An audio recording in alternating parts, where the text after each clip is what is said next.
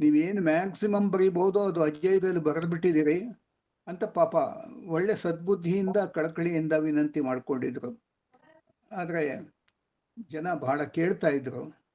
ಅದಕ್ಕೋಸ್ಕರ ಯಾವುದು ಅಂತ ಯೋಚನೆ ಮಾಡಿದಾಗ ನಮ್ಗೆ ವಾಸುದೇವ ಬಲವಂತ ಫಡ್ಕೆದು ಬರೀಬೇಕು ಅನ್ನುವಂಥ ಒಂದು ಅಭಿಪ್ರಾಯ ಬಂತು. ಹೀಗಾಗಿ ತುರ್ತು ಪರಿಸ್ಥಿತಿಗೆ ಮುಂಚೆ ಸ್ವಲ್ಪ ದಿನಗಳ ಮುಂಚೆ ಪುಣೆ ಮತ್ತು ಬಾಂಬೆಗಳಲ್ಲಿ ಸಾಕಷ್ಟು ಸಂಶೋಧನೆ ಮಾಡಿ ಅಲ್ಲಿದ್ದಂಥ ಆಗಿನ ಕಾಲದಲ್ಲಿ ಬದುಕಿದ್ದಂಥ ಹಿರಿಯ, ಆಗಲೇ 90 ವರ್ಷ ಆಗಿದ್ದಂಥ ಇತಿಹಾಸಕಾರರು ದತ್ತೋ ವಾಮನ್ ಪೋದ್ದಾರ್, ನಾರಾ ಫಾಟಕ್, ಈಶ್ವಿ ಜೋಶಿ, ಧನಂಜಯ ಕೀರ್, ಈ ರೀತಿ ಅಲ್ಲಿಯ ಪ್ರಸಿದ್ಧ ಲೇಖಕರನ್ನೆಲ್ಲ, ವಿದ್ವಾಂಸರನ್ನೆಲ್ಲ ಭೇಟಿ ಮಾಡಿ ಒಂದು ಪರಿಕಲ್ಪನೆ ಮೂಡಿಸ್ಕೊಂಡೆ. ವಾಸುದೇವ್ ಬಲವಂತ ಫಡ್ಕೆ ಅಂದ್ರೆ ಯಾರು, ಏನು, ಎತ್ತ ಅಂತ. ನನ್ಗಿದ್ದಂಥ ಮಾಹಿತಿ ಜೊತೆಗೆ ಇವೆಲ್ಲ ಸೇರಿದಾಗ ವಾಸುದೇವ್ ಬಲವಂತ ಫಡ್ಕೆ ಒಂದು ಪರಿಪೂರ್ಣ ಚಿತ್ರಣ ಸಿಗೋದಕ್ಕೆ ಸಾಧ್ಯ ಆಯಿತು. ಹೀಗೆ 1200 ಪುಟಗಳ ಒಂದು ಟಿಪ್ಪಣಿಗಳನ್ನ ಮಾಡ್ಕೊಂಡಿದ್ದೆ. ಅಷ್ಟರಲ್ಲಿ ಎಮರ್ಜೆನ್ಸಿ ಬಂತು, ನಾನು ಬೆಂಗಳೂರಿಗೆ ಬರಬೇಕಾಗಿ ಬಂತು. ನಾನಿದ್ದ ಜಾಗದ ಮೇಲೆ ಪೊಲೀಸ್ನವರ ಒಂದು ದಾಳಿ ನಡೀತು, ಮುತ್ತಿಗೆ ಹಾಕಿದ್ರು. ಅಲ್ಲಿಂದ ನಾನು ತಪ್ಪಿಸ್ಕೊಂಡು ಹೋಗುವಾಗ ನನ್ನ ಟಿಪ್ಪಣಿಗಳು, ನಾನು ಮಾಡ್ಕೊಂಡ್ಬಂದಿದ್ದಂತಹ ನೋಟ್ಸ್ ಎಲ್ಲ ಕೂಡ ಅಲ್ಲೇ ಸಿಕ್ಕಾಕೊಂಡ್ಬಿಡ್ತು. ಆವಾಗ ನಮ್ಮ ಶ್ರೇಷ್ಠ ಐತಿಹಾಸಿಕ ಕಾದಂಬರಿಕಾರ ತರಾಸು ಅವರು ಆಗಿನ ಸರ್ಕಾರದ ಅಧಿಕಾರಿಗಳ ಜೊತೆಯಲ್ಲಿ ಮಾತಾಡಿ ನನ್ನ ಈ ಒಂದು ಇದು ಟಿಪ್ಪಣಿಗಳು ಭದ್ರವಾಗಿರೋ ಹಾಗೆ ನೋಡಿಕೊಂಡ್ರು. ಅದಕ್ಕೇನೆ ನನ್ನ ಅದಮ್ಯ ಕೃತಿಯನ್ನು ಅವರಿಗೆ ನಾನು ಅರ್ಪಣೆ ಮಾಡಿದ್ದೀನಿ.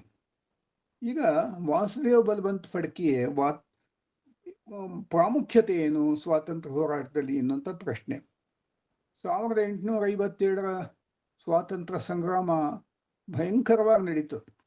ಅನೇಕ ಜನ ನಮ್ಮ ಸೈನಿಕರು ಪ್ರಾಣ ಬಿಟ್ಟರು, ತಾಕ್ಯ ಟೋಪಿಯನ್ನು ಗಲ್ಲಿಗೆ ಹಾಕಿದ್ರು.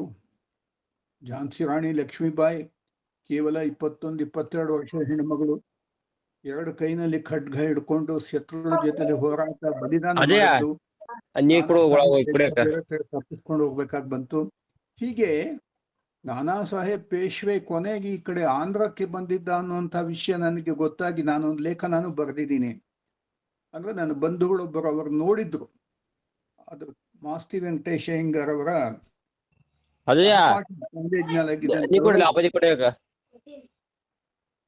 ಸಹಪಾಠಿಯಾಗಿದ್ದಂಥವರು ನನಗೆ ಆ ವಿಷಯಗಳೆಲ್ಲ ಹೇಳಿದ್ರು. ಯಾಕೆಂದ್ರೆ ಅವರ ಬಾಲ್ಯದಲ್ಲಿ ಅವ್ರು ನೋಡಿದ್ರು. ಹೀಗಾಗಿ ನಾನಾ ಸಾಹೇಬರನ್ನ ನೋಡುವಂಥ ಭಾಗ್ಯ ನನಗಾಗಿತ್ತು. ಹೀಗೆ ವಾಸುದೇವ್ ಬಲವಂತ ಫಡ್ಕೆ ಒಂದು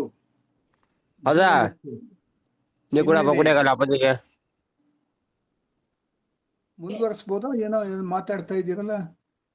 ವಾಸುದೇವ್ ಬಲವಂತ ಫಡ್ಕೆ ಅವರ ಜೀವನಕ್ಕೆ ಬೇಕಾದಂಥ, ಜೀವನ ಚರಿತ್ರೆಗೆ ಬೇಕಾದಂಥ ಮಾಹಿತಿನೆಲ್ಲ ಸಂಗ್ರಹಿಸಿ ಆಮೇಲೆ ಅದನ್ನು ಬರೆದೆ. 1857 ಆದಮೇಲೆ ಬ್ರಿಟಿಷರು ಅವರ ಕಪಿಮುಷ್ಟಿಯನ್ನು ಬಿಗಿ ಮಾಡಿಕೊಂಡ್ರು. ನಮ್ಮ ಗುಲಾಮಗಿರಿ ಇನ್ನಷ್ಟು ಭದ್ರವಾಯಿತು. ಅವರಿಗೆ ನಮ್ಮ ಮೇಲೆ ದಬ್ಬಾಳಿಕೆಯನ್ನು ಸುಡುವುದು ಮತ್ತು ಬಹಳ ಕ್ರೂರವಾಗಿ ನಡ್ಕೊಂಡು ನಾವು ತಲೆ ಎತ್ತದ ರೀತಿಯಲ್ಲಿ ಮಾಡಿಬಿಟ್ಟಿದ್ರು. ಆ ಸಮಯದಲ್ಲಿ ಎಲ್ಲಿ ಯಾರು ಉಸಿರಾಡ್ತಾ ಇರಲಿಲ್ಲ. ಸ್ವಾತಂತ್ರ್ಯದ ಮಾತಾಡುವಂಥವ್ರು ಇಲ್ಲ, ಗಟ್ಟಿಯಾಗಿ ಮಾತನಾಡುವಂಥವ್ರು ಯಾರು ಇಲ್ಲ. ಅಂಥ ಒಂದು ಸಂದರ್ಭದಲ್ಲಿ ಪುಣೆಯಲ್ಲಿ ಈ ಒಬ್ಬ ವಾಸುದೇವ್ ಬಲವಂತ ಫಡ್ಕೆ ಯಾರಿದ್ದ, ಆತ ಕ್ರಾಂತಿಯ ಕಿಡಿಯನ್ನು ಹಚ್ಚುವುದರಲ್ಲಿ ಯಶಸ್ವಿಯಾದ. ಶಿರಡೋನ್ ಅನ್ನತಕ್ಕಂಥ ಒಂದು ಚಿಕ್ಕ ಹಳ್ಳಿ, ಅಲ್ಲಿ ಕರ್ನಾಳ ಅನ್ನತಕ್ಕಂಥ ಕೋಟೆ, ಗುಡ್ಡದ ಮೇಲೆ ಕೋಟೆ ಎಲ್ಲ ಇದೆ. ನಾನು ಅಲ್ಲಿಗೆಲ್ಲ ಹೋಗಿದ್ದೀನಿ. ಅಲ್ಲಿ ಒಂದು ದೊಡ್ಡ ವಾಡ ಇತ್ತು. ಇವಾಗೆಲ್ಲ ಬದಲಾವಣೆ ಮಾಡಿದ್ದಾರೆ. ನಾನು ನೋಡಿದಾಗ ವಾಸುದೇವ್ ಬಲವಂತ ಫಡ್ಕೆ ಹುಟ್ಟಿದಂತಹ ಒಂದು ಜಾಗವೇ ನನಗೆ ನೋಡೋದಕ್ಕೆ ಸಾಧ್ಯ ಆಯಿತು. ಅಲ್ಲಿ ಹುಡುಗ ಹುಟ್ಟಿದ್ದ. ಅಲ್ಲಿ ವಾಸುದೇವ ಅಂತ ಅವನ ಹೆಸರು, ಬಲವಂತ್ ಅನ್ನೋದು ಅವ್ರ ತಂದೆ ಹೆಸರು, ಬಲವಂತರಾವ್ ಅಂತ. ಅವ್ರ ತಾತ ಅನಂತರಾವ್ ಫಡ್ಕೆ ಅಂತ. ಆತ ಆ ಕರ್ನಾಳ ಕೋಟೆಯ ಕಿಲ್ಲೆದಾರ ಆಗಿದ್ದ. ಹೀಗಾಗಿ ಆತನಿಗೆ 1857 ಸ್ವಾತಂತ್ರ್ಯ ಸಂಗ್ರಾಮದ ಆತನ ಜೀವನದ ಕೊನೆಯ ದಿನಗಳವು ಆ ಸಮಯದಲ್ಲಿ ಅದರ ವಿವರಗಳೆಲ್ಲ ಬಂದು ತಿಳಿತಾ ಇತ್ತು. ಅವ್ರು ಬಂದು ಅನೇಕ ಜನ ಹೇಳ್ತಾ ಇದ್ರು ಅಲ್ಲೇನ್ ನಡೀತಾ ಇದೆ, ಝಾನ್ಸಿನಲ್ಲಿ ಏನ್ ನಡೀತಾ ಇತ್ತು, ಕಾಲ್ಪಿನಲ್ಲಿ ಏನ್ ನಡೀತಾ ಇತ್ತು, ಗ್ವಾಲಿಯರ್ನಲ್ಲಿ ಏನ್ ನಡೀತಾ ಇತ್ತು.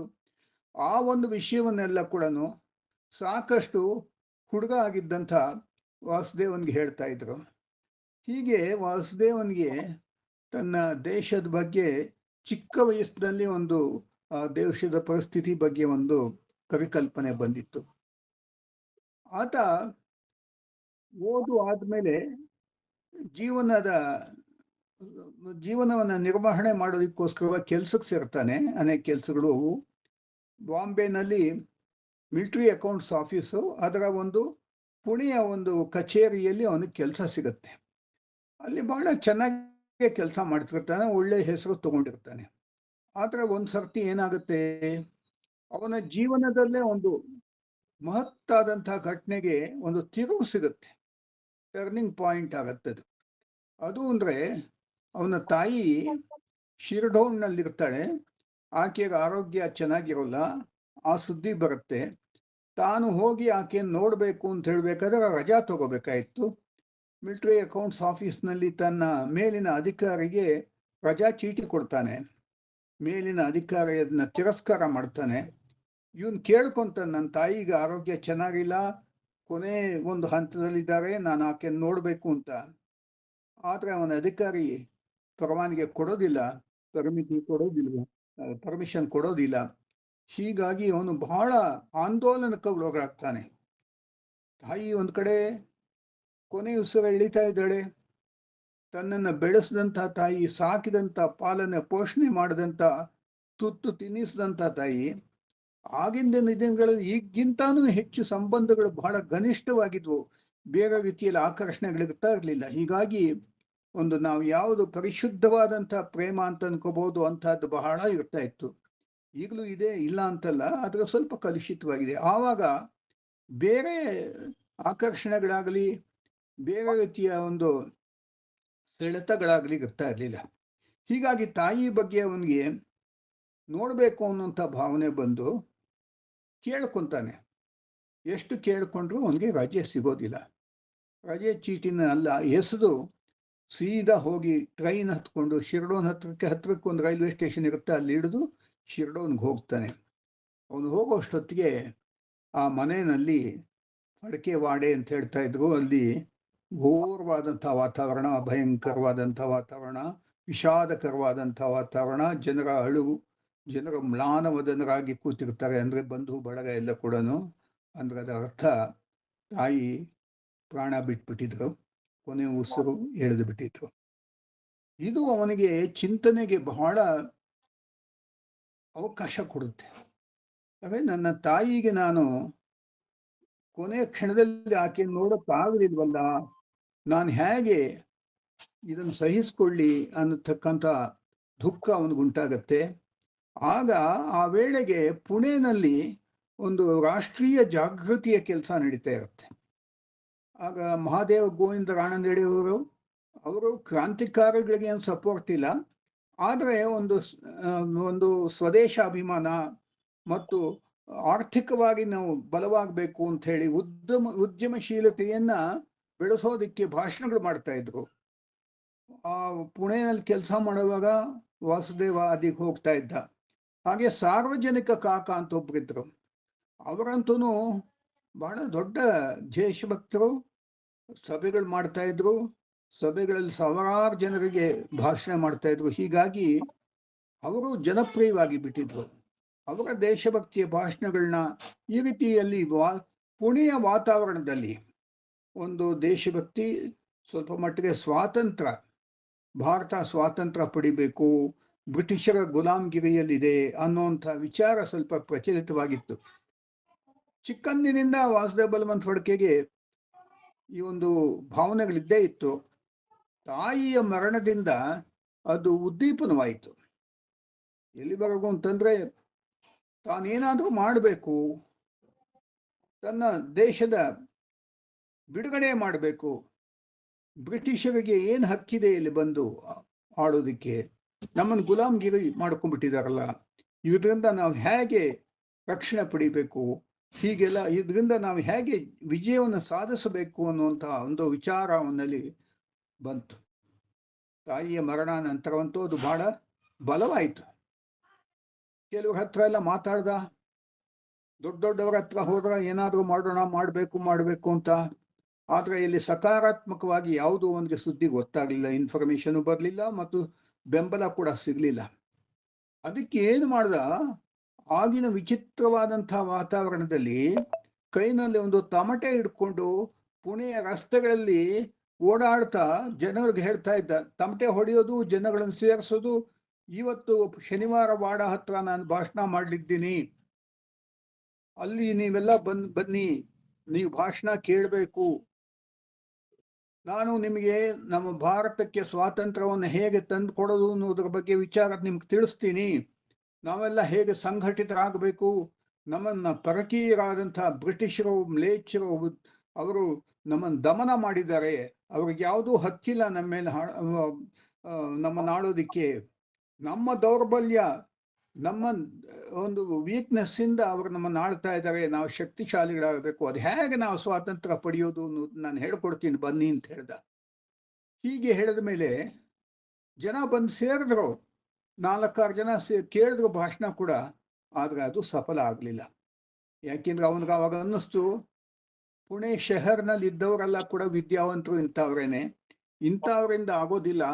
ಹೇಗೆ ಶಿವಾಜಿ ಮಹಾರಾಜರು ಮಾವಳಿಗಳನ್ನ ಸೇರಿಸಿ ಸೈನ್ಯವನ್ನ ಕಟ್ಟಿ ಮೊಘಲರನ್ನೆಲ್ಲ, ಸುಲ್ತಾನರನ್ನ, ಮೊಘಲರನ್ನೆಲ್ಲ ಎದುರಿಸಿದ್ರು, ಹಾಗೂ ನಾನು ಮಾಡಬೇಕು, ನಾನು 2ನೇ ಶಿವಾಜಿ ಅನ್ನುವಂಥ ಒಂದು ಭಾವನೆಯನ್ನು ಮನಸ್ಸಿನಲ್ಲಿ ತೆಗೆದುಕೊಂಡು ಅನೌನ್ಸ್ಮೆಂಟ್ಗಳು ಮಾಡ್ದ. ಕೊನೆಗೆ ಏನೋ ಇಲ್ಲಿ ಒಂದು ಫಲ ಸಿಗದೆ ಹೋದ್ರಿಂದ ನಾನು ಗುಡ್ಡಗಾಡುಗಳಿಗೆ ಹೋಗ್ತೀನಿ, ಅಲ್ಲಿರುವಂಥ ರಾಮೋಶಿಜರು ಜನಾಂಗದವರನ್ನ ನಾನು ಸಂಘಟನೆ ಮಾಡ್ತೀನಿ, ಅವ್ರ ಕೈನಲ್ಲಿ ನಮ್ಮ ದೇಶದ ಸ್ವಾತಂತ್ರ್ಯಕ್ಕೋಸ್ಕರ ಹೋರಾಡ್ತೀನಿ ಅಂತೇಳಿ ಒಂದು ದಿವಸ ಮನೆ ಬಿಟ್ಬಿಟ್ಟು ಹೊರಟ್ಬಿಟ್ಟ. ಆಗ ಒಂದು ರಾತ್ರಿ ಇದು ಒಂದು ಬಂಡಿ ಮಾಡಿಕೊಂಡು ಹೆಂಡತಿಗೂ ಹೇಳ್ದ, ನಾನೀಗತಿ ಸ್ವಾತಂತ್ರ್ಯಕ್ಕೋಸ್ಕರವಾಗಿ ಹೋಗ್ತಾ ಇದ್ದೀನಿ, ಸ್ವಾತಂತ್ರ್ಯ ಪಡೆಯೋದಕ್ಕೋಸ್ಕರವಾಗಿ, ನಾನು ಯಾವಾಗ ಸ್ವಾತಂತ್ರ್ಯ ಬಂದ ಮೇಲೆ ಬರ್ತೀನಿ, ಆವಾಗಲೇ ನಾನು ನಿನ್ನನ್ನು ಭೇಟಿ ಮಾಡೋದು ಅಂತ ಹೇಳ್ಬಿಟ್ಟು ಆಕೆಗೆ ಹೇಳ್ದ. ಬಹಳ ಮುಗ್ಧೆಯಾದಂಥ ಹೆಂಡತಿ, ಒಂದು ಮಗು ಬೇರೆ ಇತ್ತು, ಮೊದಲನೇ ಅಲ್ಲ 2ನೇ ಹೆಂಡತಿ ಈಕೆ, ಗೋಪಿಕಾಬಾಯಿ ಅಂತ, ಏನೂ ಗೊತ್ತಿಲ್ಲ, ಬಹಳ ಮುಗ್ಧೆ, ಹಳ್ಳಿ ಹುಡುಗಿ.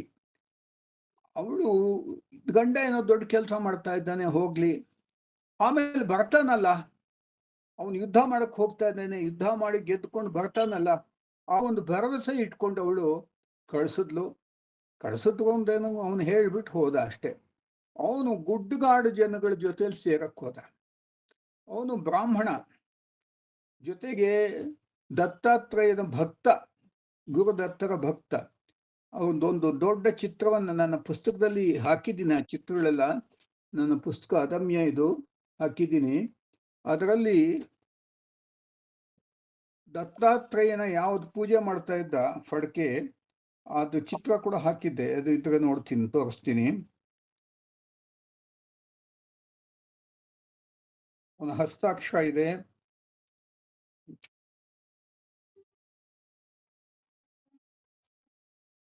ಇದು ಅವನ ಹಸ್ತಾಕ್ಷರ ಹ್ಯಾಂಡ್, ಇದು ಅವನ ಸಿಗ್ನೇಚರ್ ಇಲ್ಲಿದೆ ಕೆಳಗಡೆ. ಹೀಗೆ ದತ್ತಾತ್ರೇಯನ ಪೂಜೆ ಮಾಡ್ತಾ ಇದ್ದ, ದತ್ತ ಭಕ್ತ ಆತ. ಕೊನೆಗೆ ಯಾವಾಗ ರಾಮೋಶಿಗಳ ಜೊತೆ ಸೇರ್ಕೊಂಡು, ಆವಾಗ ಒಂದು ಬಹಳ ದೊಡ್ಡ ಬದಲಾವಣೆ ಆಗೋಯ್ತು. ಇವನು ಬಹಳ ದೇವರ ಪೂಜೆ, ಸಂಧ್ಯಾ ವಂದನೆ ಮಾಡ್ತಾ ಇದ್ದಂತ, ವೈದಿಕ ರೀತಿಯಲ್ಲಿ ಅವನು ಜೀವನ ನಡೆಸ್ತಾ ಇದ್ದಂಥವನವನು. ಅವನ ಪರಂಪರೆಯಲ್ಲಿ, ಅವರ ಮನೆತನದಲ್ಲಿ ಯಾವ ರೀತಿಯ ಒಂದು ಜೀವನ ಶೈಲಿ ಇತ್ತು, ಆ ರೀತಿ ಅವನದು ಇತ್ತು. ಆದ್ರೆ ಇವಾಗ ದೇಶಕ್ಕೋಸ್ಕರವಾಗಿ ಗುಡ್ಡಗಾಡು ಜನಗಳನ್ನ ಸಂಘಟನೆ ಮಾಡ್ಬೇಕಾಗಿ ಬಂದಾಗ ಅವನ ಜೀವನ ಶೈಲಿಯೇ ಬದಲಾವಣೆ ಆಗೋಯ್ತು. ಆ ಗುಡ್ಡಗಳಿದ್ದಂಥ ಚಿಕ್ಕ ಚಿಕ್ಕ ಗುಡಿಸಲಿನಲ್ಲಿ ವಾಸ ಮಾಡ್ತಾ ಇದ್ದಂಥ ರಾಮೋಶಿಗಳ ಮನೆಗೆ ಹೋಗಿ ಅವ್ರ ಜೊತೆಯಲ್ಲಿ ಕೂತ್ಕೊಂಡು, ಅವ್ರ ಜೊತೆಯಲ್ಲಿ ಮಾತಾಡ್ತಾ, ಅವ್ರು ಕೊಟ್ಟಂತ ಹಣ್ಣು ಹಂಪಲು ತಿಂತ, ಅವ್ರನ್ನೆಲ್ಲ ಸೇರಿಸ್ಕೊಂಡು ಒಂದು ಪಡೆಯನ್ನ ಕಟ್ಟಿದ. ಆ ಪಡೆ ಮೇಲೆ ಬ್ರಿಟಿಷ್ನವರು ಅಟ್ಯಾಕ್ ಮಾಡಿದ್ರು. ಅವ್ರ ಜೊತೆಲಿ ಬ್ರಿಟಿಷ್ ಸೈನ್ಯದ ಜೊತೆಲಿ ಹೋರಾಟ ಮಾಡ್ದ. ಅಷ್ಟೇ ಎಲ್ಲ ಹಣಕ್ಕೋಸ್ಕರವಾಗಿ, ಹಣ ಬೇಕಲ್ಲ, ಎಲ್ಲಿಂದ ತಗೊಂಡ್ಬರೋದು? ಇವರಿಗೆಲ್ಲ ಈ ರಾಮೋಶಿಗಳಿಗೆಲ್ಲ ಕೂಡ ಅವರಿಗೆ ಬೇಕಾದನ್ನೆಲ್ಲ ವಸ್ತುಗಳು, ಅವರಿಗೆ ಬೇಕಾದ ಪೇಟ, ಅವ್ರಿಗೆ ಬೇಕಾದ ರಗ್, ಕಂಬಳಿ ಇಂಥವನ್ನೆಲ್ಲ ತೆಗೆದು ಕೊಡ್ತಾ ಇದ್ದ. ಅದಕ್ಕೆ ಹಣ ಬೇಕಾಗಿತ್ತು. ಕೊನೆಗೆ ಕೆಲವು ಶ್ರೀಮಂತರು ಯಾರು ಬ್ರಿಟಿಷರ ಪರವಾಗಿದ್ರು ಅಂಥವ್ರ ಮನೆಗಳ ಮೇಲೆ ದಾಳಿ ಮಾಡ್ದ. ದಾಳಿ ಮಾಡಿ ಸ್ವಲ್ಪ ಹಣವನ್ನು ಕೂಡ, ಹಣ ಮತ್ತು ವಜ್ರ, ಇದು ಆಭರಣಗಳನ್ನೆಲ್ಲ ಕೂಡ ಆತ ತೆಗೆದುಕೊಂಡು ಹೋದ ನಿಜವಾಗ್ಲು. ಆದರೆ ಅದೇ ಸಮಯದಲ್ಲಿ ಅವರಿಗೆ ಪ್ರಾಮಿಸರಿ ನೋಟ್ ಬರೆದು ಕೊಟ್ಟ. ನಾನು ಒಂದು ಪ್ರತಿನ ಕೂಡ ನೋಡಿದ್ದೆ. ನಾರಾ ಫಾಟಕ್ ಅನ್ನುವಂಥವರು ಇತಿಹಾಸಕಾರರು, ಅವರು ತೋರಿಸಿದ್ರು ನನಗೆ. ಅದೇನೆಂದ್ರೆ, ನಾನು ಇಲ್ಲಿಂದ ನಿಮ್ಮ ಹಣವನ್ನ, ಆಭರಣಗಳನ್ನ ತಗೊಂಡು ಹೋಗ್ತಾ ಇದ್ದೀನಿ.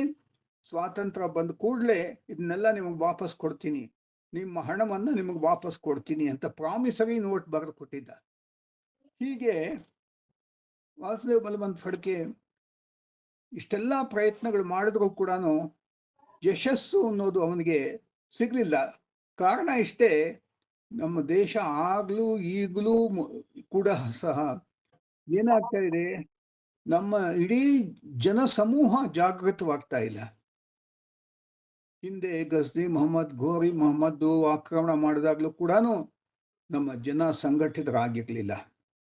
ಎಲ್ಲೋ ಕೆಲವು ರಾಜರು, ಎಲ್ಲೋ ಕೆಲವು ವ್ಯಕ್ತಿಗಳು ಹೋರಾಟ ಮಾಡ್ತಾ ಇದ್ರು ಹೊರತು ಜನ ನಿದ್ರಣೆ ಮಾಡ್ತಾ ಇದ್ರು. ಬ್ರಿಟಿಷರು ಬಂದಾಗಲೂ ಅಷ್ಟೇ, ಬ್ರಿಟಿಷ್ನವರಿಗೆ ಒಂದು ಕಾರಣ ಸಿಕ್ಕಿದ್ದೇ, ಈ ಭಾರತದಲ್ಲಿರುವಂತಹ ಈ ಜನಗಳ ಮೇಲೆ ನಾವು ಆಳ್ವಿಕೆ ನಡೆಸಬಹುದು, ಇವ್ರನ್ನ ನಮ್ಮ ಕಂಟ್ರೋಲ್ಗೆ ತಗೋಬಹುದು, ಇವ್ರನ್ನ ಗುಲಾಮರಾಗಿ ನಮ್ಮ ಪರವಾಗಿ ದುಡಿಸ್ಕೋಬಹುದು, ಇವರು ಪ್ರಾಣಿಗಳಂತೆ ಅನ್ನೋ ರೀತಿಯ ಒಂದು ದೃಷ್ಟಿಕೋನ ಇಟ್ಕೊಂಡಿದ್ರು. ಹೆಚ್ಚು ಕಡಿಮೆ ಇವತ್ತು ಕೂಡ ಬಹಳ ಬಹುಸಂಖ್ಯಾತರಾದ ಭಾರತೀಯರು ಅದೇ ಮನೋಧರ್ಮದಲ್ಲಿದ್ದಾರೆ.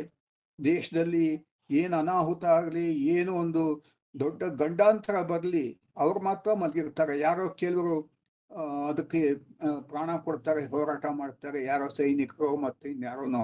ಮಿಕ್ಕವರೆಲ್ಲ ಕೊನೆ ಪಕ್ಷ ಈ ರೀತಿ ಕೆಲಸ ಮಾಡ್ತಾ ಇರುವಂತಾರೆ, ಬೆಂಬಲ ಕೊಡಬೇಕು ಅನ್ನೋದು ಇಲ್ಲೇ ತಂಪಾಡುತ್ತಾ ನಿದ್ರೆ ಮಾಡ್ತಾ ಇರ್ತಾರೆ. ಅದೇ ಪರಿಸ್ಥಿತಿ ಇವತ್ತು ದೇಶದಲ್ಲಿದೆ. ಆವಾಗ ಇನ್ನೆಷ್ಟು ಇರಬೇಕು ಯೋಚನೆ ಮಾಡಿ. ಒಂದ್ ಕಡೆ ಬಲವಾದಂತಹ ಬ್ರಿಟಿಷ್ನವರ ಆಡಳಿತ, ಬಹಳ ಬಲವಾದ್ದು ಅಂತಂದ್ರೆ, ಅದು ಪ್ಲೇಗ್ ಬಂದಾಗ ರ್ಯಾಂಡ್ ಅನ್ನತಕ್ಕಂಥ ಬ್ರಿಟಿಷ್ ಅಧಿಕಾರಿ, ಪ್ಲೇಗ್ ಅಧಿಕಾರಿ, ಅವನು ಎಷ್ಟು ದೌರ್ಜನ್ಯ ಮಾಡ್ದ ಅನ್ನುವಂಥದ್ದನ್ನ ಚಿತ್ರಣ ಅಲ್ಲಿ ದಾಖಲೆಗಳಲ್ಲೇ ಸಿಗುತ್ತೆ. ಮನೆಗಳ ಒಳಗಡೆ ನುಗ್ಗೋದು, ಬೂಟ್ ಕಾಲ್ನಲ್ಲಿ ಹಾಕೋದು, ದೇವರ ಮನೆಗಳಲ್ಲಿ ಒಳಗಡೆ ಹೋಗೋದು, ಜನಗಳನ್ನ ಆಚೆ ಎಳೆದು ಹಾಕೋದು, ಅವ್ರು ಮಾಡ್ತಾ ಇದ್ದಂಥ ದೌರ್ಜನ್ಯಕ್ಕೆ ಕೊನೆ ಇಲ್ಲ, ಮೊದಲಿಲ್ಲ. ಹೊಡೆಯೋದು, ಬಡಿಯೋದು, ಚಡಿ ಏಟುಗಳು ಹೊಡೆಯೋದು, ಇವೆಲ್ಲ ಬಹಳ ಸಾಮಾನ್ಯ. ಹೀಗಾಗಿ ಯಾಕೆ ಮಾಡ್ತಾ ಇದ್ರು ಅಂದ್ರೆ, ನಮ್ಮನ್ನ ದಮನ ಮಾಡಿ ಇಟ್ಕೊಳ್ಳೋಕ್ಕೋಸ್ಕರ ಮಾಡ್ತಾ ಇದ್ರು. ಸರಿ, ವಾಸುದೇವ ಬಲವಂತ ಫಡ್ಕೆಗೆ ಇಂಥ ವಾತಾವರಣದಲ್ಲಿ ಜಯ ಸಿಗೋದು ಬಹಳ ಕಷ್ಟ ಆಯ್ತು. ಅವನು ಸುತ್ತಾಡ್ದ ಊರುಗಳು ಸುತ್ತಾಡ್ದ, ಅನೇಕ ಜನಗಳನ್ನ ಭೇಟಿ ಮಾಡ್ದ, ಎಲ್ಲಿ ಕೊನೆಗೆ ಸಾಧು ಸಂತರ ಹತ್ರ ಕೂಡ ಹೋದ. ಸಾಧು ಸಂತರಲ್ಲಿ ಬ್ರಹ್ಮಚೈತನ್ಯ ಮಹಾರಾಜರ ಅವ್ರ ಹತ್ರ ಹೋದ. ಅವ್ರ ಹತ್ರ ಕೇಳ್ಕೊಂಡ. ಯಾಕೆಂದ್ರೆ ಶಿವಾಜಿಗೆ ರಾಮದಾಸರು ಆಶೀರ್ವಾದ ಮಾಡಿದಕ್ಕೋಸ್ಕರ ಶಿವಾಜಿ ಯಶಸ್ವಿಯಾದ. ನಾನು ಎರಡನೇ ಶಿವಾಜಿ, ನನಗೊಬ್ಬರು ಸಂತರು ನನಗೆ ಆಶೀರ್ವಾದ ಮಾಡಬೇಕು, ಯಾವ ರೀತಿಯಲ್ಲಿ ಸಮರ್ಥ ರಾಮದಾಸರು ಶಿವಾಜಿಗೆ ಮಾಡಿದ್ರು ಹಾಗೆ. ಇದರಿಂದ ನಾನು ಶಕ್ತಿ ಪಡಿತೀನಿ, ನನ್ನ ಗುರಿ ಸಾಧಿಸ್ತೀನಿ ಅಂತ ಹೋದ. ಆಗ ಬ್ರಹ್ಮಚೈತನ್ಯರು, ಇನ್ನೊಬ್ಬರು ಸ್ವಾಮಿಗಳು ಕೂಡ ಇವನಿಗೆ ಬೆಂಬಲ ಕೊಡೋಕ್ಕಿಂತ ಸ್ವಲ್ಪ ಅವರ ರೀತಿ ನೀತಿಗಳು ಸ್ವಲ್ಪ ನಿರಾಶೆಗೊಳಿಸೋ ಹಾಗಿದ್ವು. ಅವರಂತ ಹೇಳಿದ್ರು, ನೋಡಪ್ಪ ಇವಾಗ ಸಮಯ ಸರಿಯಾಗಿ ಬಂದಿಲ್ಲ, ಇವೆಲ್ಲ ಮಾಡಕ್ ಹೋಗ್ಬೇಡ ಅಂತ ಹೇಳಿದ್ರು. ಆದ್ರೆ ಇವನು ದೃಢ ಸಂಕಲ್ಪ ಚಿತ್ತನಾಗಿದ್ದ. ಹೇಗಾದ್ರೂ ಮಾಡಿ ಸ್ವಾತಂತ್ರ್ಯ ಪಡಿಬೇಕು ಅನ್ನುವಂಥ ಒಂದು ಬಲವಾದಂಥ, ಅದಮ್ಯವಾದಂಥ ಆಸೆ ಅವನಲ್ಲಿ ಇದ್ದಿದ್ದರಿಂದ ಅವನು ಸಂತರ ಮಾತುಗಳು ಕಿವಿ ಮೇಲೆ ಹಾಕೊಳ್ಳದೆ ಕೊನೆಗೆ ಓಡಾಡ್ತಾ ಬಂದ. ಇಲ್ಲಿ ಪುಣೆನಲ್ಲಿ ಇವನು ದರೋಡೆಗಳೇನು ಮಾಡ್ದ, ಸಾಹುಕಾರ ಮನೆಗಳ ಮೇಲೆ ದಾಳಿ ಮಾಡಿ ಅಲ್ಲಿದ್ದಂತಹ ಹಣವನ್ನೆಲ್ಲ ತೆಗೆದುಕೊಂಡು ಹೋಗಿದ್ದೆಲ್ಲ ಕೂಡ ಪೊಲೀಸ್ ಕಂಪ್ಲೇಂಟ್ಗಳಾಯ್ತು. ಜೊತೆಗೆ CIDಗಳು ಗುಪ್ತಚರರೆಲ್ಲ ಕೂಡ ಇವನು ಸೈನ್ಯ ಸಂಘಟನೆ ಮಾಡ್ತಾ ಇದ್ದಾನೆ ಅನ್ನೋದು ಗೊತ್ತಾಯ್ತು.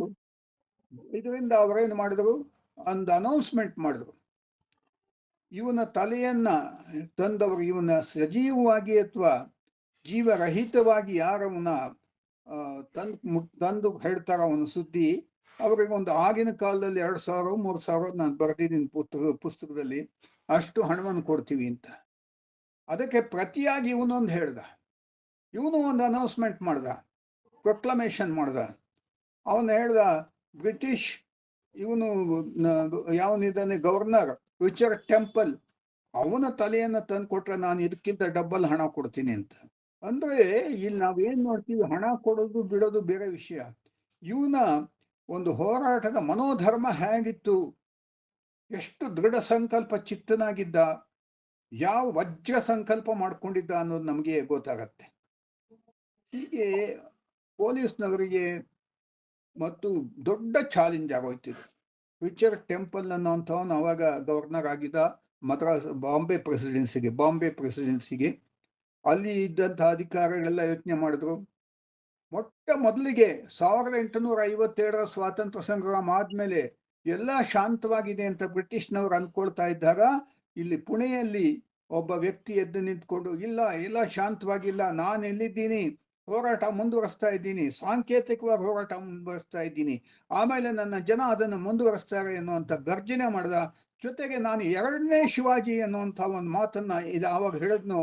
ಆವಾಗ ಬ್ರಿಟಿಷ್ನವರಿಗೆ ಇವನ ವಿಚಾರಗಳು ಬಹಳ ಬಲಯುತವಾಗಿದೆ ಅನ್ನುವಂಥ ಒಂದು ಕಲ್ಪನೆ ಮೇಲೆ ಬಂತು. ಅವನನ್ನು ಹಿಡಿಬೇಕು ಅನ್ನುವಂಥ ಪ್ರಯತ್ನಗಳು ಶುರುವಾಯಿತು. ಅವನ ಮೇಲೆ ಬಹುಮಾನಗಳು, ಅವನು ಹಿಡ್ಕೊಂಡು ಬಂದು ಕೊಟ್ಟವರಿಗೆ ನಾವು ಬಹುಮಾನ ಕೊಡ್ತೀವಿ ಅಂತ ಕೂಡ ಹೇಳಿದ್ದಾಯ್ತು. ಇಷ್ಟೊತ್ತಿಗೆ ಇವನಿಗೆ ಜೀವನದಲ್ಲಿ ಎಲ್ಲರಿಗೂ ಕೂಡ ಜೀವನದಲ್ಲಿ ನಿರಾಶೆ ಆಗುವಂಥ ಸಮಯ ಬರುತ್ತೆ. ಹಾಗೆ ಇವನು ಎಲ್ಲ ಕಡೆಯಿಂದ ತಪ್ಪಿಸ್ಕೊಂಡು ಶ್ರೀಶೈಲಕ್ಕೆ ಹೋದ. ಶ್ರೀಶೈಲದಲ್ಲಿ ಒಬ್ಬ ಅನಾಮಧೇಯನ ಗತಿನಲ್ಲಿ ಅಂದಿದ್ಕೊಂಡು ಕೂತ್ಕೊಂಡಿದ್ದ. ಏನ್ ಮಾಡೋದು ಮುಂದೆ ಯೋಚನೆ ಮಾಡ್ತಾ ಇದ್ದ. ಆಗ ಅವನಿಗೇನು ಬೇರೆ ದಾರಿ ಕಾಣಲಿಲ್ಲ. ಅವನು ಒಂದು ಮರದ ಕೆಳಗಡೆ ಕೂತ್ಕೊಂಡು ತನ್ನ ಆತ್ಮಚರಿತ್ರೆಯನ್ನೆಲ್ಲ ಬರೆದ.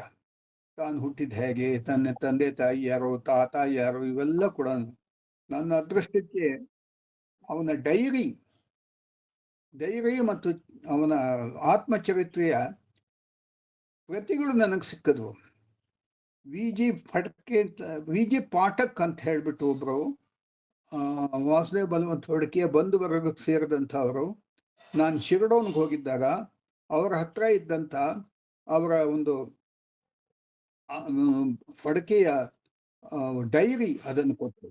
ಆ ಡೈರಿನಲ್ಲೇ ಅವನ್ನೆಲ್ಲ ಡೀಟೇಲ್, ಇಂಥ ತಾರೀಕು ಇಲ್ಲಿ ಹೋಗಿದ್ದೆ, ಕರ್ನೂಲ್ಗೆ ಯಾವತ್ತು ಹೋದೆ, ಶಿರಡೋನ್ ಯಾವಾಗ ಬಿಟ್ಟೆ, ಆಮೇಲೆ ಶ್ರೀಶೈಲಕ್ಕೆ ಯಾವಾಗ ಬಂದೆ, ಹೀಗೆಲ್ಲ ಬರೆದಿಟ್ಟಿದ್ದ.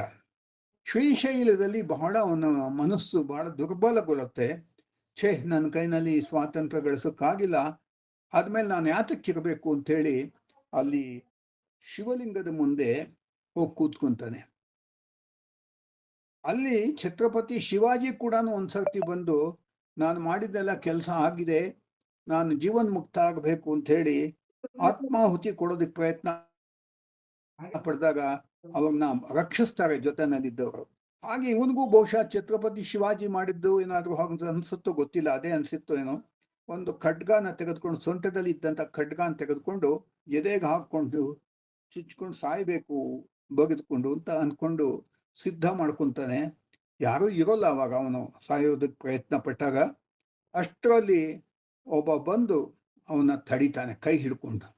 ಅವನು ಯಾರು ಅಂದ್ರೆ ಮಲ್ಲಪ್ಪ ಅಂತ ಹೇಳ್ಬಿಟ್ಟು ಆ ದೇವಸ್ಥಾನದ ಅರ್ಚಕ, ಪೂಜೆ ಮಾಡ್ತಾ ಇದ್ದಂತ. ಅವನು ಮತ್ತೆ ಅಲ್ಲಿದ್ದ ಮಿಕ್ಕವರೆಲ್ಲ ಕೂಡ ಅವನಿಗೆ ಹೇಳಿ, ನೀನೇನಾದ್ರೂ ಮಾಡಬೇಕಾದ್ರೂ ಮಾಡಬೇಕೇ ಹೊರತು ಸಾಯೋದ್ರಿಂದ ಪ್ರಯೋಜನ ಇಲ್ಲಪ್ಪ ಅಂತ ಹೇಳಿ ಅವನಿಗೆ ಬುದ್ಧಿವಾದ ಹೇಳ್ತಾರೆ.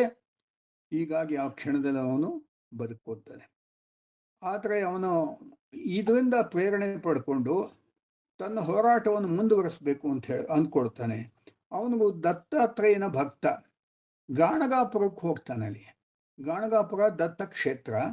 ಅಲ್ಲಿ ಒಂದು ಕಾಶಿಕರ್ ಭಾವ ಅನ್ನುವಂಥ ಹೆಸರು ಇಟ್ಕೊಂಡು, ಕಾಶಿಕರ್ ಭಾವ ಅಂತ ಸನ್ಯಾಸಿ ವೇಷದಲ್ಲಿ ಕಾವಿ ಬಟ್ಟೆ ಹಾಕೊಂಡು ಮತ್ತು ಇದೆಲ್ಲ ವಿಭೂತಿ ಎಲ್ಲ ಬೆಳ್ಕೊಂಡು ದೊಡ್ಡ ಗಡ್ಡವನ್ನು ಬೆಳೆಸ್ಕೊಂಡಿರ್ತಾನೆ.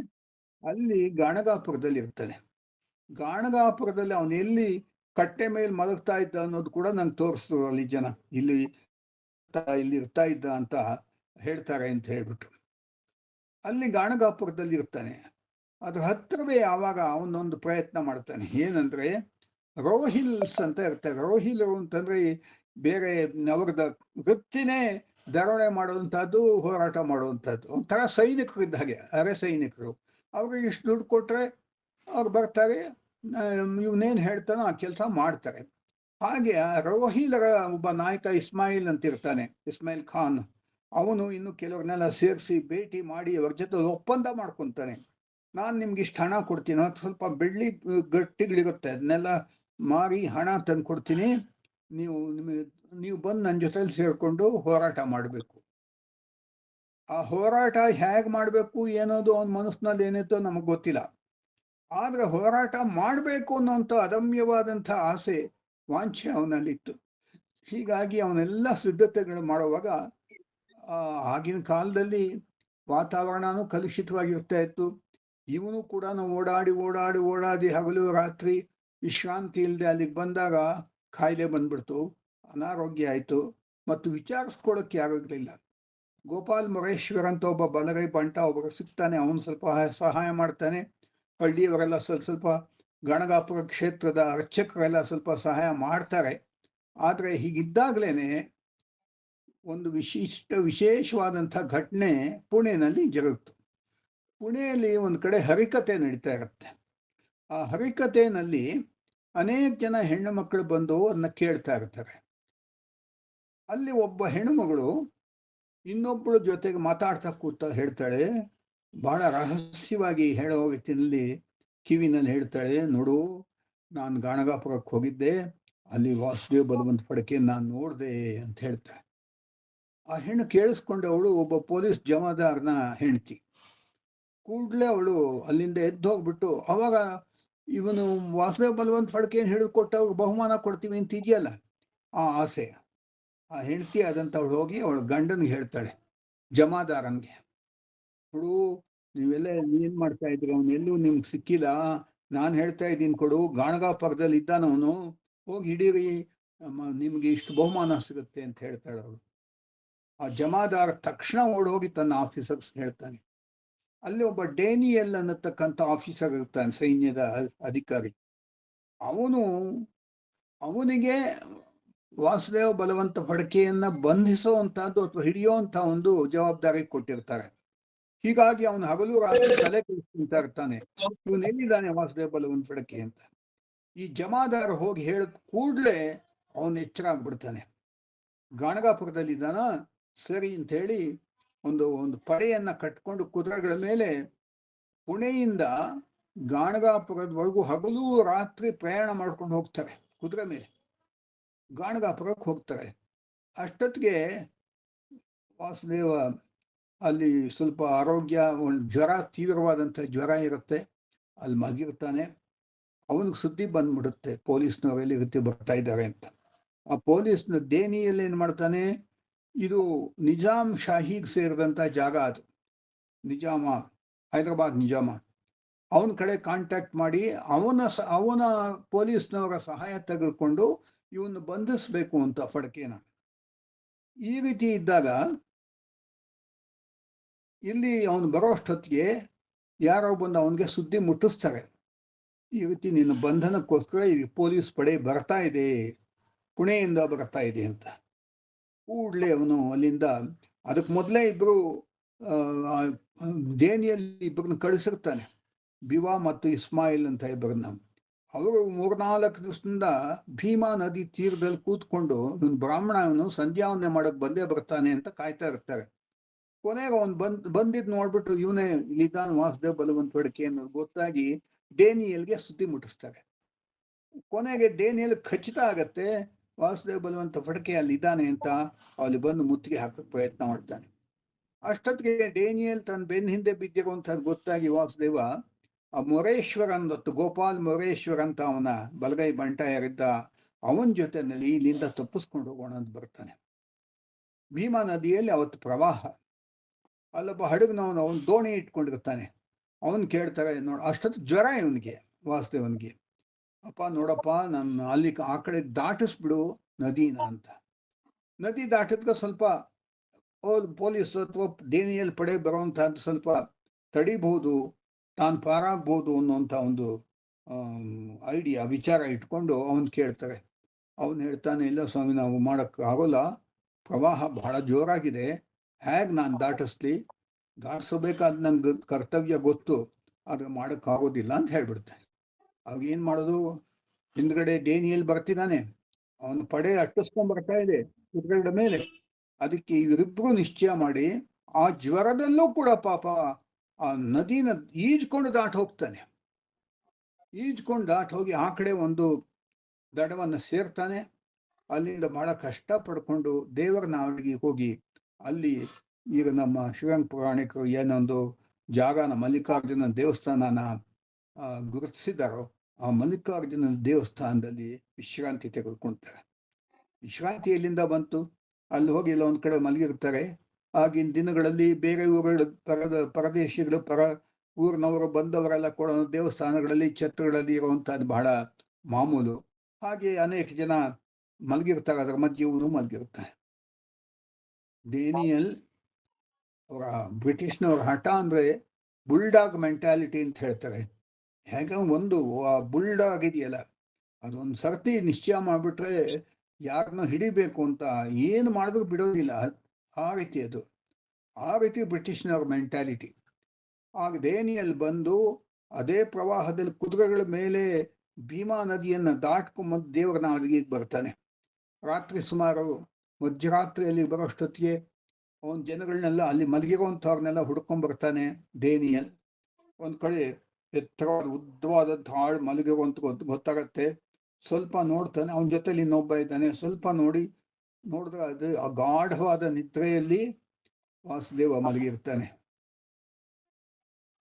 ಡೇನಿಯಲ್ ಖಚಿತ ಆಗತ್ತೆ ಇವನೇ ವಾಸುದೇವ್ ಬಲವಂತ ಪಡಕೆ ಅಂತ. ಅವನ ಜೊತೆಗೆ ಅವನ ಮಿಕ್ಕ ಪೊಲೀಸ್ನವರು ಇರ್ತಾರೆ. ಅವನು ಸೀದಾ ಎರಡೂ ಕಾಲುಗಳನ್ನ ಆ ಕಡೆ ಈ ಕಡೆ ಹಾಕಿ, ಅಂದ್ರೆ ಮಧ್ಯದಲ್ಲಿ ಇವನು ಮಲಗಿರ್ತಾನೆ, ಒಂದು ಗನ್ ತೆಗೆದುಕೊಂಡು ಪಡಕೆ ಕಡೆ ತೋರಿಸ್ತಾ ಅಂಡರ್ ಅರೆಸ್ಟ್ ಅಂತ ಕೂಗ್ತಾನೆ. ಪಡಕೆ ಕಣ್ತು ಬಿಟ್ಟು ನೋಡ್ತಾನೆ, ಇದು ಡೇನಿಯಲ್. ಓ, ಬಂದ್ಬಿಡ್ತು, ಹಿಡಿಯಕ್ ಬಂದ್ಬಿಟ್ಟ, ನಾನು ಸಿಕ್ಕಾಕೊಂಡ್ಬಿಟ್ಟೆ ಅಂತ. ಆದ್ರೂ ಹೇಳ್ತಾನೆ, ಏನು ಹೇಳಿ ರೀತಿಯಲ್ಲಿ ಮಲಗಿರೋವಾಗ ಬಂದು ಹಿಡಿತೀಯಲ್ಲ, ನೀನ್ ನಿಜವಾಗ್ಲೂ ಸಾಹಸಿ ಆಗಿದ್ರೆ ಬಾ, ಯುದ್ಧ ಮಾಡೋಣ, ಹೋರಾಟ ಮಾಡೋಣ, ದ್ವಂದ್ವ ಮಾಡೋಣ ಬಾ, ಖಡ್ಗ ಯುದ್ಧ ಮಾಡೋಣ ಬಾ ಅಂತ ಹೇಳ್ತಾನೆ. ಸಿಕ್ಕಾಕೊಂಡು ಅವನ್ ಯಾತಕ್ ಬಿಡ್ತಾ ಅವನನ್ನು ಹೇಳಿ ಅವನ್ನ ಅರೆಸ್ಟ್ ಮಾಡ್ಕೊಂಡು ಪುಣೆಗೆ ಬರ್ತಾರೆ. ಪುಣೆಯಲ್ಲಿ ಎಲ್ಲಾ ಪತ್ರಿಕೆಗಳು ಇವನ್ ಸುದ್ದಿ, ವಾಸುದೇವ್ ಬಲವಂತ ಪಡಕೆ ಸಿಕ್ಬಿಟ್ಟು. ಪಡಕೆಯ ಬಗ್ಗೆ ಪತ್ರಿಕೆಗಳಲ್ಲಿ ಬೇಕಾದಷ್ಟು, ಯಾವಾಗ ಆಗಿನ ಕಾಲ ಟೈಮ್ಸ್ ಆಫ್ ಇಂಡಿಯಾ ಕೂಡ ಇತ್ತು, ಡೈಲಿ ಟೆಲಿಗ್ರಾಫ್ ಇತ್ತು, ಆಮೇಲೆ ಪಾರ್ಸಿ ಅವರದ್ದು ಕೆಲವೆಲ್ಲ ಪೇಪರ್ಗಳಿದ್ವು, ಗುಜರಾತಿ ಅವರದೆಲ್ಲ ಇದ್ವು, ಮರಾಠಿ ಪೇಪರ್ ಜ್ಞಾನಚಕ್ಷು ಅಂತ, ಎಲ್ಲದರಲ್ಲೂ ಇವನ್ ಸುದ್ದಿ ಬಂದಿತ್ತು. ಇವನ್ ಸಿಕ್ಕಾಕೊಂಡ ಅಂದ ತಕ್ಷಣ ಆ ಪುಣೆಯಲ್ಲಿ ಒಂದು ರೀತಿಯ ಜನರಲ್ಲಿ ಆಂದೋಲನ ಶುರುವಾಗತ್ತೆ. ಕೊನೆಗೆ ಬಂದು ಅಲ್ಲಿ ಜೈಲಿನಲ್ಲಿ ಹಾಕ್ತಾರೆ. ಅವನ ಮೇಲೆ ದೀರ್ಘವಾದಂತಹ ಒಂದು ವಿಚಾರಣೆ ನಡೆಯುತ್ತೆ. ಅವನ ಮೇಲೆ ದೇಶದ್ರೋಹದ, ಸರ್ಕಾರದ ವಿರುದ್ಧ ಬಂಡೆದ್ದಂತಹ ಒಂದು ಆರೋಪ ಕೂಡ ಆಗತ್ತೆ. ಆಗ ಯಾರು ಕೂಡ ಅವನ್ನ ಪರವಾಗಿ ವಾದ ಮಾಡೋದಕ್ಕೊಬ್ಬ ವಕೀಲನು ಬರದೇ ಇದ್ದಾಗ, ಒಬ್ಬ ವಕೀಲ ಒಳಗೆ ಬಂದು, ಅವನು ಗೋಗಟೆ ಅಂತ ಕಾಣುತ್ತಾ ಅಂತ ಹೆಸರು, ಆತ ಬಂದು ಅಲ್ಲಿ ಕೋರ್ಟ್ನಲ್ಲಿ ಕೇಳ್ತಾನೆ, ಜಡ್ಜ್, ಅಪರಾಧಿ ಪರವಾಗಿ ಮಾತನಾಡಕ್ಕೆ ಯಾರು ವಕೀಲ ಇಲ್ವಾ ಅಂದ್ರೆ ಯಾರು ಇರೋಲ್ಲ, ಎಲ್ಲ ಸೈಲೆಂಟ್ ಆಗಿದ್ದಾಗ ಈ ವಕೀಲ ಬಂದು ನಾನ್ ಮಾತಾಡ್ತೀನಿ, ನಾನು ಇವನ್ ಪರವಾಗಿ ವಾದ ಮಾಡ್ತೀನಿ ಅಂತ ಹೇಳ್ತಾನೆ. ಹೀಗಾಗಿ ಕೋರ್ಟ್ನಲ್ಲಿ ವಿಚಾರಣೆ ನಡೆಯುತ್ತೆ. ದೀರ್ಘಕಾಲವಂತ ವಿಚಾರಣೆ ನಡೆಯುತ್ತೆ. ಇವನ ವಿರುದ್ಧವಾಗಿ ಇವನು ಬಂಧುವರ್ಗದವರೇ ಬಂದು ಸಾಕ್ಷಿ ಹೇಳ್ಬಿಡ್ತಾರೆ. ಇವನು ಈ ರೀತಿ ಅವರ ದೃಷ್ಟಿಯಿಂದ ಸೆಡಿಷನ್, ದೇಶದ್ರೋಹಿ ಕೆಲಸ ಮಾಡ್ತಾ ಇದ್ದ ಇವನು ವಾಸುದೇವ್ ಬಲವಂತ ಪಡಕೆ ಅಂತ. ಈ ಪ್ರಕಾರ ದೀರ್ಘವಾದಂಥ ಒಂದು ವಿಚಾರಣೆ ನಂತರ ಅವನಿಗೆ ಶಿಕ್ಷೆ ವಿಧಿಸ್ತಾರೆ. ಏನ್ ಶಿಕ್ಷೆ? ಆಗಿನ ಕಾಲದಲ್ಲಿ 1857 ಸ್ವಾತಂತ್ರ್ಯ ಸಂಗ್ರಾಮ ಆಗಲಿ, ಆ ಸಮಯದಲ್ಲಿ ಸಿಕ್ಕಿದವರನ್ನೆಲ್ಲ ಕೂಡ ಅಂಡಮಾನ್ಸ್ನಲ್ಲಿ ಜೈಲಿನಲ್ಲಿ ಹಾಕ್ತಾ ಇದ್ರು. ಅಂಡಮಾನ್ಸ್ ನಲ್ಲಿ ಇದ್ದಂತಹ ಜೈಲು ಶಿಕ್ಷೆಗೆ ಕರಿ ನೀರು ಶಿಕ್ಷೆ ಅಂತ ಇದ್ರು. ಆಗ ಜಡ್ಜ್ಮೆಂಟ್ ನಲ್ಲಿ ಇವನಿಗೆ ಕರಿ ನೀರು ಶಿಕ್ಷೆನೆ ಅನೌನ್ಸ್ ಮಾಡ್ತಾರೆ. ಆದ್ರೆ ರಾತ್ರಿ ಹೊತ್ತು ಈ ಪೊಲೀಸ್ ಅಧಿಕಾರಿ ಯಾರಿದ್ದ, ಕೋರ್ಟ್ ಅಧಿಕಾರಿ ಯಾರಿದ್ದ, ಜಡ್ಜು, ಅವನದ್ ನೋಡ್ತಾ ಅದರಲ್ಲಿ ನೋಡ್ತಾನೆ, ಅವನ್ನ ಕರಿ ನೀರಿಗೆ ಅಂಡಮಾನಕ್ಕೆ ಕಳ್ಸಕ್ ಬದಲು ಏಡನ್ನ ಕಳ್ಸೋಣ ಅಂತ ಅನ್ಸುತ್ತೆ. ಅವನೇನ್ ಮಾಡ್ತಾನೆ, ಆ ಜಡ್ಜ್ಮೆಂಟ್ ಮೇಲೆ ಕಾಪಿನ ಮೇಲೆ ಒಂದ್ ಕಡೆ instead of Andaman send him to Aden ಅಂತ ಬರೀತಾನೆ. ನಾನು ಅದ್ ನೋಡಿದ್ದೀನಿ, ಇದು ಆಕ್ಚುಲಿ ನನ್ನ ಕಣ್ಣಾರೆ ನೋಡಿದ್ದೀನಿ, ಆ ರೀತಿ ಅವ್ನು ಬರೆದಿತ್ತು.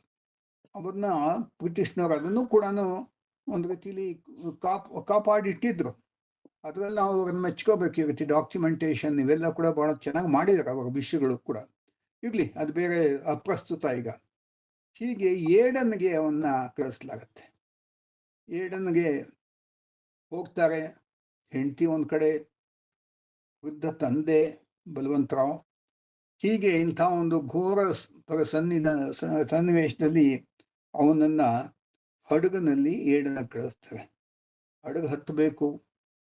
ಅವನು ಯಾವ ಮಾತೃಭೂಮಿಗೋಸ್ಕರವಾಗಿ ಇಷ್ಟು ಕಷ್ಟಪಡ್ತಾ, ಇಷ್ಟು ತ್ಯಾಗ ಮಾಡ್ತಾ, ಹೆಂಡತಿ ಮಕ್ಕಳನ್ನೆಲ್ಲ ಕೂಡ ಬೀದಿ ಪಾಲ್ ಮಾಡ್ದ ಅಂಥವನು ಈಗ ತಾಯಿ ನಾಡನ್ನೇ ಬಿಟ್ಟು ಹೋಗುವಂತ ಒಂದು ಪರಿಸ್ಥಿತಿ ಬಂದ್ಬಿಡ್ತು.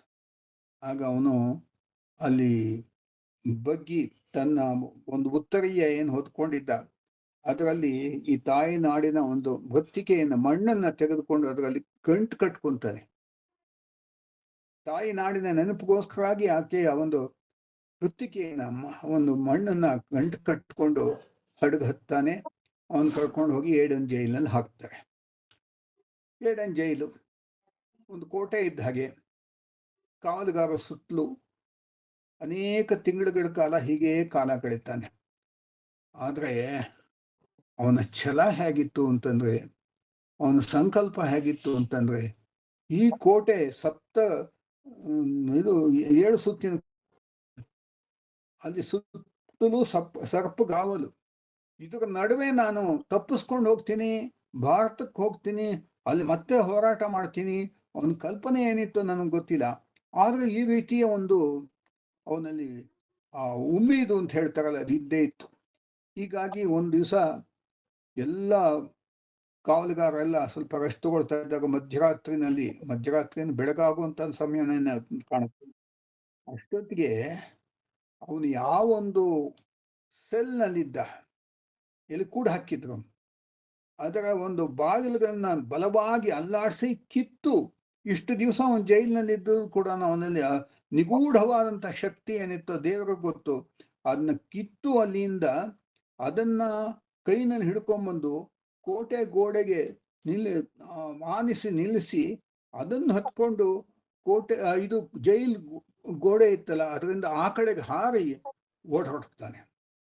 ಅದು ಮರಳುಗಾಡು, ಅಲ್ಲಿ ಎಲ್ಲಿ ನೋಡಿದ್ರು ಕೂಡ ಮರಳು, ರಸ್ತೆಗಳು ಇಲ್ಲ, ರಸ್ತೆ ಕಾಣೋದೇ ಇಲ್ಲ. ಹೀಗೆ ರಾತ್ರಿ ಎಲ್ಲ ಓಡ್ತಾನೆ, ಬೆಳಗಾಗೋವರೆಗೂ ಓದ್ತಾನೆ. ಬೆಳಗ್ಗೆ ಸೂರ್ಯೋದಯ ಆಗುತ್ತೆ, ಆವಾಗಲೇನೆ ಆ ಒಂದು ಮರಳು ಸುಡುಕ್ ಶುರುವಾಗತ್ತೆ. ಕಾಲಿಗೆ ಅವನಿಗೆ ಚಪ್ಪಲಿ ಆಗ್ಲಿ ಯಾವುದೂ ಇಲ್ಲ, ಆ ಮರಳು ಸುಡ್ತಾ ಇದ್ದಂಥ ಮರಳ ಮೇಲೆ ಓಡ್ತಾನೆ. ಅಷ್ಟೊತ್ತಿಗಾಗ್ಲೇ ಜೈಲಿನಲ್ಲಿ ಗೊತ್ತಾಗತ್ತೆ ಇವನು ತಪ್ಪಿಸ್ಕೊಂಡು ಹೋಗಿರುವಂತಹದ್ದು. ಕೂಡ್ಲೆ ಅವರೆಲ್ಲ ಅಲ್ಲಿ ಅನೌನ್ಸ್ ಮಾಡ್ತಾರೆ, ಅವನು ಹಿಡ್ಕೊಂಡ್ ಬಂದ್ರೆ ಇಷ್ಟು ಬಹುಮಾನ ಕೊಡ್ತೀವಿ ಅಂತ. ಅಲ್ಲಿದ್ದಂಥ ಈ ಅರಬ್ಬರು ಯಾರಿದ್ರು ಅವರೆಲ್ಲ ಸೇರ್ಕೊಂಡು ಈ ದುಡ್ಡಿನ ಆಸೆಗೋಸ್ಕರ ಒಂಟೆಗಳ ಮೇಲೆ ನಟಿಸ್ಕೊಂಡ್ ಬರ್ತಾರೆ, ಎಲ್ಲಿದ್ದಾರೆ ಅಂತ ಹುಡುಕೊಂಡು. ಕೊನೆಗೆ ಅಲ್ಲಿಂದ ಒಂದು ಕೆಲವು ಮೈಲಿಗಳು ದೂರ ಬಂದಿದ್ನೇನೋ ಅವನು, ಅಲ್ಲಿ ಸಿಕ್ಕಾಕೊಂಡ್ಬಿಡ್ತಾನೆ. ಸುಲಭವಾಗಿತ್ತು ಹುಡ್ಕೋದು, ಜೈಲಿನ ಯೂನಿಫಾರ್ಮು, ಅದು ತಪ್ಪಿಸ್ಕೊಳ್ಳೋಕೆ ಸಾಧ್ಯ ಆಗಲಿಲ್ಲ. ಕೊನೆಗೆ ಅವನು ಹಿಡ್ಕೊಂಡ್ಬಂದು ಮತ್ತೆ ಜೈಲಿನಲ್ಲಿ ಹಾಕ್ತಾರೆ.